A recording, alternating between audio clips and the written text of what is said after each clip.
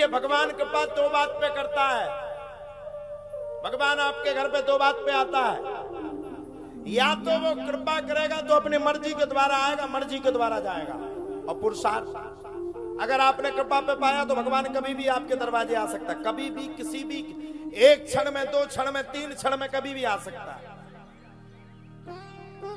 लेकिन अगर आपने भगवान को पुरुषार्थ करके पाया तो भले ही भगवान आपको लेट मिले, भले ही आपने कष्ट को भोगा, भले ही आपने दुख को भोगा, भले ही आपने दर्द को भोगा, और भले ही आपने दुनिया की सबसे ज्यादा समस्या को भोगा, लेकिन जिस दिन परमात्मा आएगा, जिस दिन भगवान आएगा, वो ऐसी कृपा करेगा कि आ जाएगा तो कभी लौट करके नहीं जाएगा। यही भगवान की कृपा। अब देखो साहब, भागवत में लिखा है, नंदो महामनास्तेभ्यो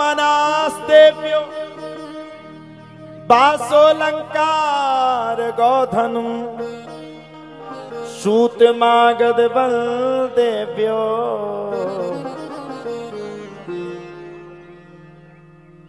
ये विद्योपजीवना। नंदो महामनास्तेभ्यो बासोलंकार गोधनम। मेहनत किसने की? इतने दुख दर्द को किसने सहा? भगवान ने। सबसे ज्यादा समस्या को किसने सहा? भगवान ने। और भगवान से पहले भगवान तो कह के चले गए, आकाशवाणी कर दी है, जाओ यशोदा, जाओ देवकी, देवकी की 8वीं संतान तेरा काल होगी। ये किसने कहा? ये किसने कहा? आकाशवाणी ने। लेकिन दुख को किसने भोगा? आप लोग बताइए, किसने भोगा? यशोदा ने भोगा कि देवकी ने भोगा? जल्दी बताइए, यशोदा ने भोगा कि देवकी ने? देवकी ने। कारागृह में कौन रहा? देवकी। सबसे ज्यादा संसार का कष्ट किसने भोगा? देवकी। नंदो महामनास्तेभ्यो बासोलंकार गोधनम। सबसे ज्यादा राजा कंस के कष्ट को भोगा किसी ने? तो देवकी ने। ये हो गया पुरुषार्थ। उस कष्ट को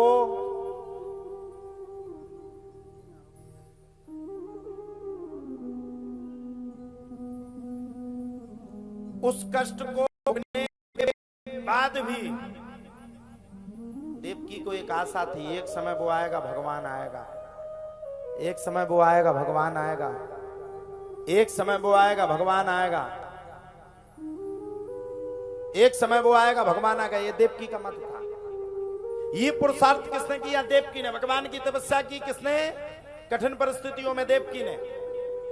भगवान ने जन्म लिया, भय प्रगट कृपाला, प्रकट हो गए भगवान।